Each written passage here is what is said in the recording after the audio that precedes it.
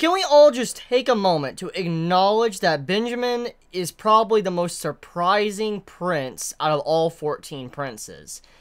Because what we've seen thus far from his character, and how he's demonstrated how he would react, and how he, interacts with his family, I always took him for someone that was about the bronze, always about someone that was about strength, physical might. He didn't really have too much of a brain up there, but it seems like that was clearly wrong. This man, he is very straightforward, but he has a really, really good eye for things, and he's very intelligent when he is fed information, because this chapter really goes to show how important Benjamin is going to be in this arc.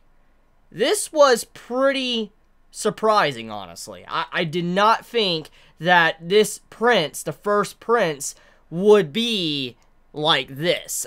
I thought we pegged him as someone that was just irrational, someone that would just go in and want to beat the hell out of someone. Didn't think he'd be like this. So when I read this chapter that dived into his character, gave him characterization, and then gave his bodyguards, his subordinates, and all that some characterization, I was like, yo, Togashi, like, holy shit, like, damn, this is what you're known for, what you're good with. So, anyways, welcome everybody to this week's Hunter x Hunter chapter review. Like always, I want to be, doing probably a long video. I don't know how long this is going to be. I don't want it to be as long as like a 40-minute video. In all honesty, I'm trying to make this video around maybe 15 minutes, 20 minutes. I don't want it to really run into like 30 minutes plus, because I have so many other things that has come out today or has yet to come out today that I really need to dive into and talk about. And I just, don't want to be so swamped where I get no sleep tonight, because then tomorrow more shit comes out. So just because I'm going to try to make this, overall review of Hunter x Hunter a little bit on the shorter side. I don't want it to be as long as the previous ones. So, anyways, to dive headfirst straight into it, so one of the big things about this chapter goes to show that there is some more rules that weren't really explained in the previous chapters when it comes to the Nin Beast and how they affect these princes and how they affect everyone around them. So we already knew about the rules from last chapter of like, how the Nin Beast can't directly kill a prince or whatever. But now there's another rule that has been showcased in this chapter that apparently the princes, even if they have Nin, they cannot see their Nin Beast, and they cannot see, other princes' Nin Beast. So that's not a possibility. So what this means is that, let's say, Nitch, the prince that wanted to learn Nin, even if he learned Nin, he will not be able to see his Nin Beast. Like, let's just say this man had a mastery at Nin. Like, this man was crazy good at Nin, okay? Somehow he managed to master it in, like, a couple of months or weeks or whatever, and this man was just on point. Regardless if he was a good Nin user or not, okay? That's just left to be told yet in the story. We still have to look at it like this. Even if he knew Nin, he still wouldn't be able to see his Nin Beast, and he still couldn't see other Nin Beasts. So, there's a rule here, a restriction, a condition that has been put on these princes when they, had the Spirit Beast given to them from the pot. So, we don't know exactly what this condition is. We don't know what causes them to be able to see a Nin Beast, because from what we clearly see from these previous chapters is that the king, he was able to see the Nin Beast, or at the very least, he's able to see the prince's Nin Beast, or what it appears to be. I mean, he's looking around, it looks like he's viewing their Nin Beast, he's not really looking at them, he's kind of analyzing them through whatever Spirit Beast was born from them, and so you could assume the king is able to see it, and he has a very good awareness of Nin, but for some reason, the princes, they can't see stuff like this. So the big thing here is when the condition was brought up, I'm assuming the only way you could see a Nin Beast is most likely if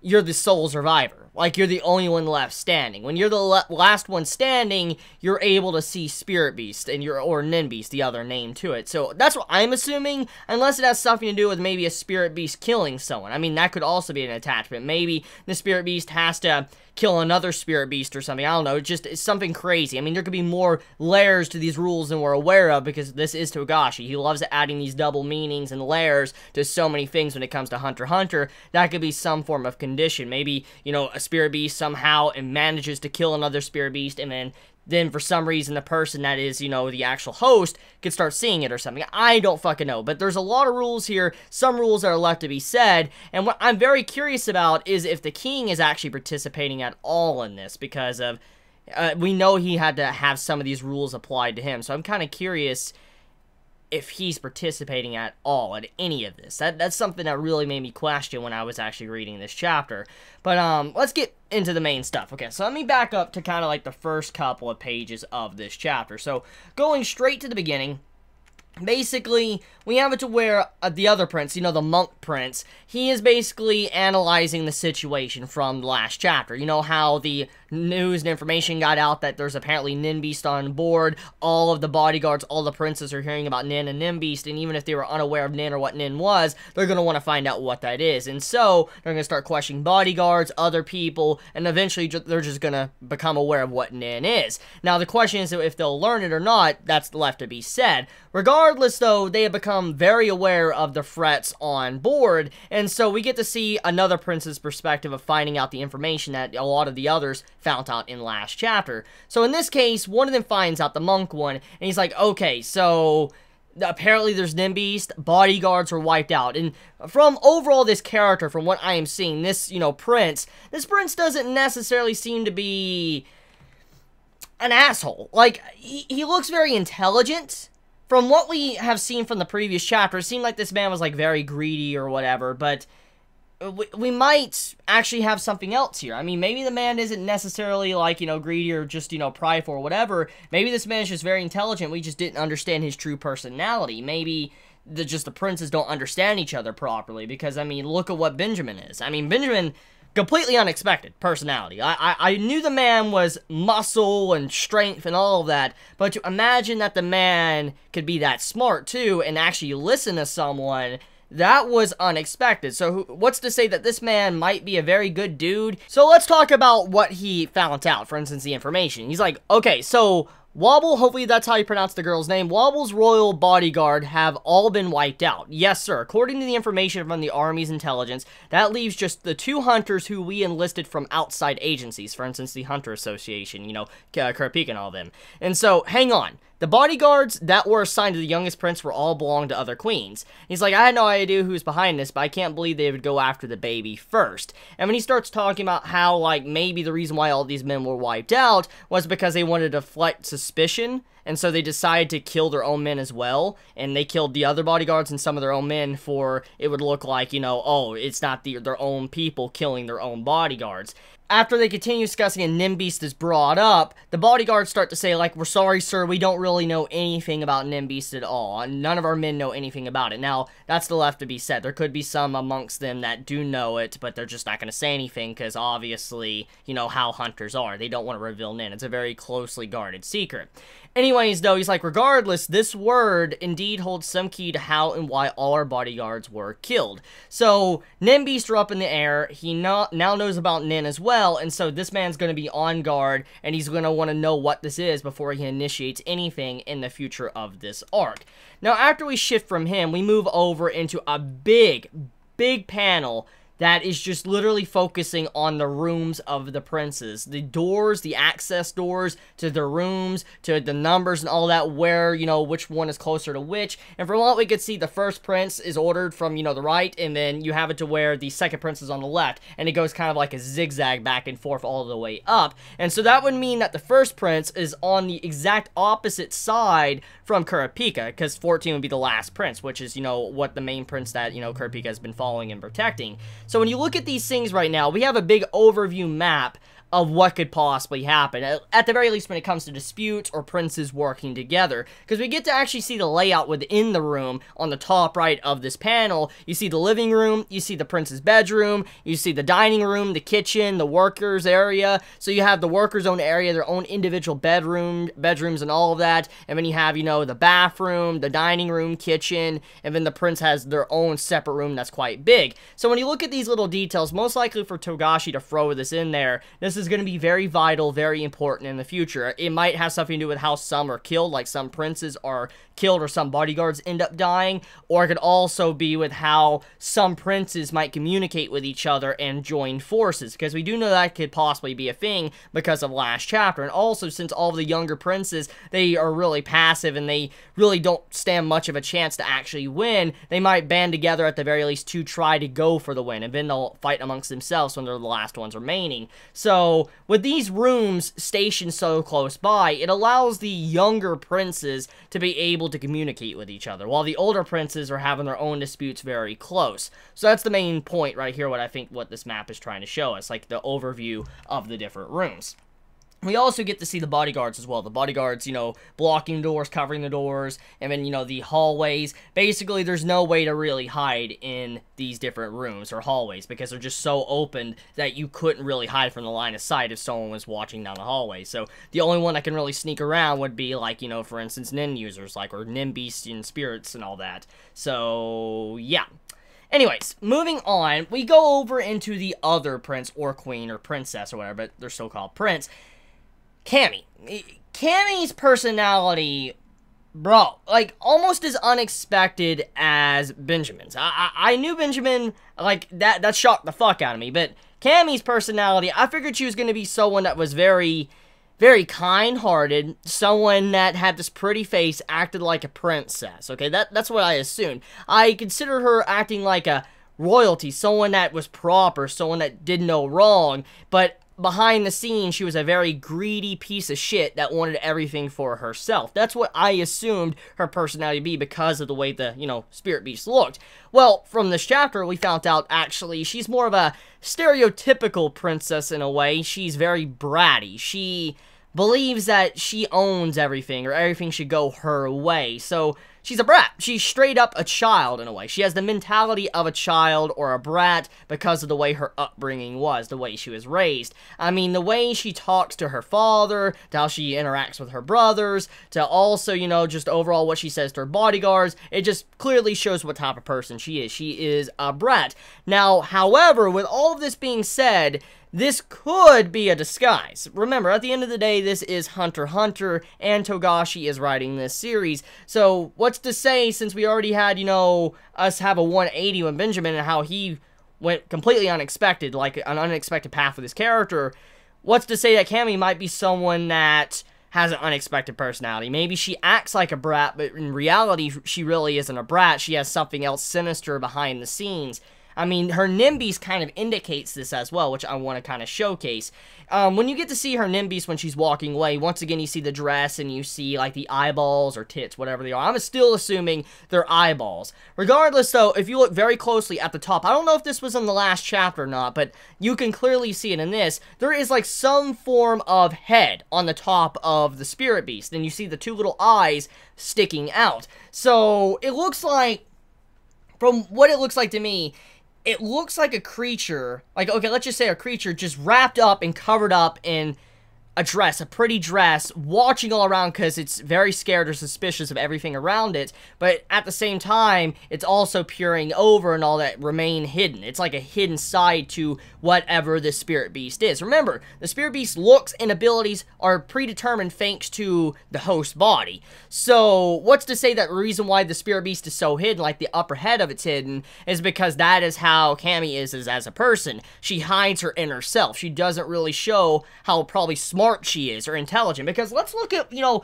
what she said to the king at the beginning of, you know, the chapter. So she walks up in the middle of, you know, the ceremony of that and is like, "Father, Cammy has something that she'd like you to clarify for her. There are many ways that one can interpret the word survive." And that is true. There's a lot of interpretations to that. And I think the definition of having dropped out is also too vague, because dropped out could mean a variety of things when you think about it. "I'd like you to not accept anything short of biological death as having lost, and therefore dropped out of the competition. Is that alright?" So, let's look at it like this, okay? For her to be such a brat, and what she says to the other king and her father and all that, there's definitely something else to her. She's clearly not stupid.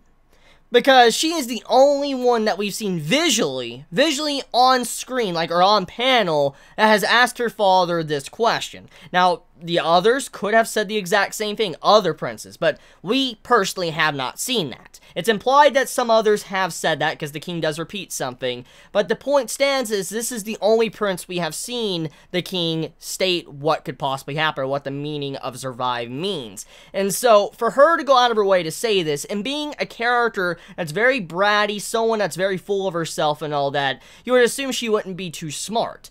But in this case, it seems like she does have a side to her that is very intelligent for her to even ask this question. She's clearly not just acting like a dumb kid. She definitely has another side that you should definitely be afraid of. So, yeah. She asked the question that legit needed to be answered. We needed to know as the readers as well. What does survive mean in this competition with all the princes? Does it mean death? Does it mean, oh, you just can't move anymore? You drop out and you say, I'm just done, I don't want to participate? There's so many meanings, and so she's like, you know what, I want a clear, defined answer. I want to know what it means. Give it to me. And so the king's like, you know what?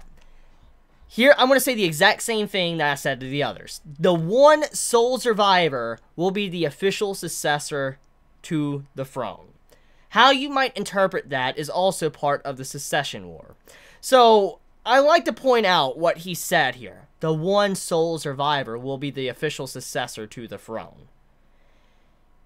He didn't necessarily clarify what survivor meant. When you think of a survivor, you think of someone that lived through an ordeal of events. Either a dramatic situation or a traumatic situation, or you think of something to where someone has died, or a lot of people have died and they're the only one to live. That's what you usually think of these definitions. It's not really clear cut on what this line necessarily means. And so you really don't have an answer if survive means death or not. Like, the others need to die. However, when he does say the one sole survivor will be the official successor to the throne, I wonder exactly what this means for the king as well. What he had to do in the past, but also, is he participating in this war at all because of the way he said that? Regardless, though, moving on, let's talk about Benjamin, okay? So I already kind of talked about his personality, but let's talk about his first part of this chapter. When he first came up, and he started talking and all that to his, younger sibling, he's like, you don't need to worry about clear defined definitions and all that. And Cammie's like, Cammie doesn't like that. What Cammie wants is for all the people in the world to act exactly how Cammie thinks they should. So she wants everybody to be wrapped around her finger to do what she wants. That's what they should do. And first off, Cammie wants all the princes other than Cammie to die. Ideally, I would want them to all go off and die on their own. So she doesn't want to necessarily kill them. She wants them to kill themselves. That's how she feels about this. She wants them to go out of their way to kill themselves. She doesn't even want to lift a finger. Cammie, instead of Cammie, she actually says Camilla. She actually says her name. Instead of Cammie, she says Camilla. Camilla will be king, so I should just die. That's what I want them all to think. Now, this is something very strange about her character, okay? Let's look at every piece of dialogue she has done thus far in this chapter.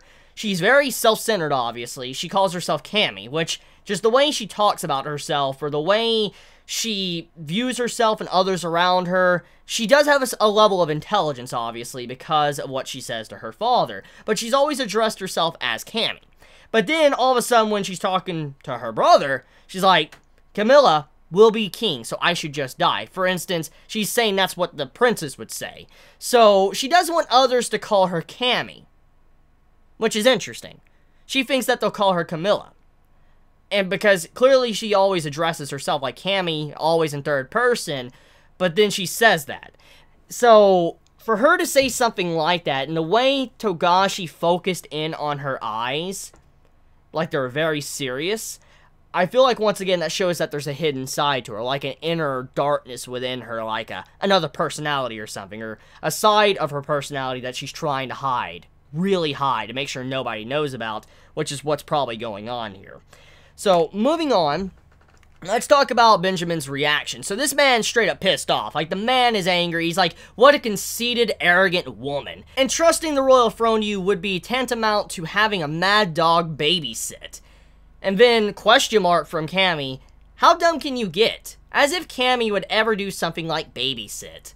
out of the way. So let's move over into the overall discussion with Kurapika's fuck-up. So, as we know, Kurapika, a couple chapters ago, the man straight up, he said something on the intercom, or the radio, and everybody found out about Nin and Nimbeast, which, when you think about it, it's a big fuck-up, because, like, you just gave all these princes access to Nin. They'll want to learn Nin, so it's like Kurapika's arming the very people he wants to take out, or the prince he wants to take out, he's arming that man.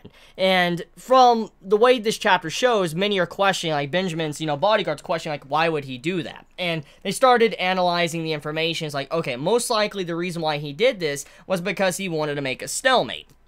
He wanted to make it to where nobody would be able to do anything, because the princes, whoever did have an advantage, for instance, if they did have a Nin advantage, like they knew Nin, they knew how to use it, whatever, then they lost that advantage, because all the princes now know about Nin, they know about Nimbeast, and so there's no possibility of a surprise attack with Nin now, because all of the hunters, or the Nin users, will be aware of the possibility of that threat from any of the ongoing princes right now in this fight. So when they start discussing this, basically it fucked them over the most. Benjamin's group had probably the biggest upper hand in this entire selection, because he has the ability to use Nin. Even though he can't see his Nimbeast, he has the ability to use Nin, and also his bodyguards, some of them can also use Nin. So this lets us know that this man was definitely on a level above the other princes in terms of information and what he could possibly do. He could also do some stealth killing that nobody would see coming because of the access of Nin. So with now every prince knowing about this, the possibility of using this as a surprise attack to wipe people out, it just can't happen. So that's why they're really upset, and so this basically fucked them over. Kurapika probably fucked over the first prince the most out of every other prince in this selection right now, the fight for who could be king. Now, next thing to talk about is how Benjamin processes information given to him. And I want to kind of, talk about what was said in this, so I want to, quote it. Because he acts on impulse and likes to take the shortest route to a goal, he is easily misunderstood. Completely agree, I misunderstood him. I think we can all agree to that. He is easily misunderstood. But his logic does not hesitate and shows no fear. If we supply him with the proper information, so feed him all the information he needs when you find out, he is able to come up with a sound and appropriate decision. So basically, like any king, when it comes to kings and rulers, obviously they can't get everything by themselves. That's how countries are run. When you think about civilizations and, rulers of different countries or presidents, whatever, even though they're like the ruler, the main head honcho, it doesn't necessarily mean that they got everything done by themselves. They need others to help them out. And what this is showing is that he is a very wise ruler. If he's given the information from his informants, people that can know what's going on and they can feed him the information, he's able to make a decision and make quick action. He is easily able to go in and do whatever needs to be done. So the man is someone that knows what needs to be done, but at the same time, he's willing to listen and gain more knowledge. So he's a perfect candidate for a leader of the country. And out of all of them, he's probably one of the best because of the way he listened to his bodyguard, but also how he's able to be flexible and understand the situation and then try something else. So clearly, Benjamin, great character, love him actually. I'm just surprised how he is. I know I've been saying that, it really surprised me how he is. So, we have 14 bodyguards that Benjamin is assigning to the other princes. Now, I want to point this out, okay? 14 bodyguards are being sent, and there's 14 princes. So, I'm assuming that one of the bodyguards of these 14 are staying behind with Benjamin, while the other 13 are going to their own individual prince. That's what I'm assuming. Unless one, prince is going to have 2 bodyguards. That is a possibility. I mean, who knows? Regardless, though, he's sending out his bodyguards, part of his own personal bodyguard, to go watch over the princes, which he's allowed to do since he is actually a part of the military staff. He's actually a counselor, basically, so he's able to put bodyguards to protect the princes just because of his political power. And once again, I want to point out, this is what this entire arc has been about political power. The reason why the top 5 princes are just so scary compared to the others is because they've been around for much longer. They've been able to build up, capital. They've been able to build up political pool to where they can do what they want. And for instance, since he is the first prince, it would make sense that he had probably the most pool where he can watch over all the other princes because he's a part of the military. He's able to advise the military and then put his men where he needs to put his men. So he put a lot of his bodyguards near the princes for he could watch them and see what they're doing. If they're learning Nin, what their Nin beast is doing, that's basically what he's doing. So most likely with these 14 bodyguards, if he is keeping one behind, each individual prince is going to have one bodyguard watching over them. Now, there is a possibility maybe two could be watching over one. That is left to be seen. We just got to see where Togashi wants to take that plot point. But still, with these being sent though, we also see the overall image of these bodyguards are going to be protecting it. I would like to point out that the bodyguard on the bottom right, when the assassin's revealed on page 15, the bottom right one is the one that goes to Kurapika's group. Now, you might not be understanding what I'm getting at, so let me explain. If you count all of them in order, from top left all the way to the right, and then once again down the row, and all of that, you will get to that one, which is the 14th. So, if we're reading like normal comic book style instead of manga style, that means that if we look at these, that would mean that the top left would be going to the first prince, while the second one would be going to the second prince, and then, continues on with the numbers. Third prince, fourth prince, fifth prince. So, if it's going by that order, that would mean that the one right next to the bottom right one, the left, or a little bit onto the left, that would be going to the 13th prince. So, I just wanted to point that out. Most likely, that is the order where these assassins are going. So, moving on to the next final part of the chapter, you have it to where all of the princes are starting to realize what's going on. For instance, they are being sent bodyguards. There's nothing they can do about it. So they have people spying on them, trying to learn information. And also one of the princes, the one that's the big important prince, one of the most important ones, the ones that's just straight up evil and is learning Nin right now, Niche, he is also getting, a bodyguard. And he's like, tell the bodyguard they're fools or whatever. He's like, I'm in the middle of Nin meditation. So he's meditating. He is learning Nin right now. And basically, he's being watched, but he just doesn't really give a shit at the moment. Now, also, the other prince, he basically says, like, wait a minute, so this is just to cause a stalemate between all the princes. He's like, I would like information on the hunter that broadcasted that information immediately. So, Kurapika is now being looked into. So, the princes are now trying to find out the hunter, why he did this, and find out anything they possibly can. So, if this continues, that's not good for Kurapika. He's not going to be able to be stealthy at all, because they're going to watch his moves and figure out what the fuck this man is doing. What is his goal? So, let's look at the overall objective of what these bodyguards are trying to do. So, besides just being regular spies, they're wanting to find out the Nin abilities of the hunters. He knows that there's many hunters bodyguarding the other princes, so he's sending these bodyguards, the personal bodyguards, to look after the actual princes, because he wants to analyze and figure out what type of Nin abilities they have. So, Kurapika, if he uses his Nin ability and then, the bodyguard's able to escape back to the first one, Benjamin, they would know what Kurapika is capable of doing. So, that's the objective right now. They're wanting to find out what abilities some of these hunters can do, but also what the Nin beasts are doing or what actions they're going to be doing next. So that's the main objective there. And what we can see also in this final part of the chapter is that the assassin, which is the bodyguard, he comes in, he kills one of the maids. And he's like, suddenly she pulled a knife and all that, and she had a vial, this vial of poison, yup. Basically, I chose to defend myself. I didn't want to get killed, yup. And that's something he likes to say is yup. Well, anyways, though, this dude straight up killed this maid, and from when you look at it, it seems like this man is straight an asshole. Like, he is someone that is an assassin, he kills for fun. But that most likely could be very, very deceiving. And I want to point out something. Go to the previous page, okay? Right before you see the maid dead and stabbed, look at the top panel. You see the little prince, or the princess, she's crying. And all of a sudden, as she's crying, you have it to where the mother, also, I'm a little bit worried about the new person being here. She says that right in front of her child. Now, let's backtrack a bit to what the baby did a long time ago. We do know that the baby is affected by the mother's well-being. For instance, however the mother reacts and how she acts to a certain situation will determine how the baby is feeling. And so, if the mother is very scared, upset, or in discomfort, the baby might do something that could possibly protect the mother and the baby itself, its own well-being. And so, with the mother saying this right in front of the baby, which is most likely right in front of the little Nimbeast, or whatever the Nimbeast is, since we've still yet to really see it, that would mean that this Nimbeast might have took over the maid and forced the maid to attack that dude because of what the mother said. And so when the man said, like, she pulled out a knife to try to kill me, he could actually be saying the truth. He could be legit telling the truth. He just looks like a shady motherfucker. He looks shady, but he could be telling the truth, like she attacked me with a knife, which that is a possibility.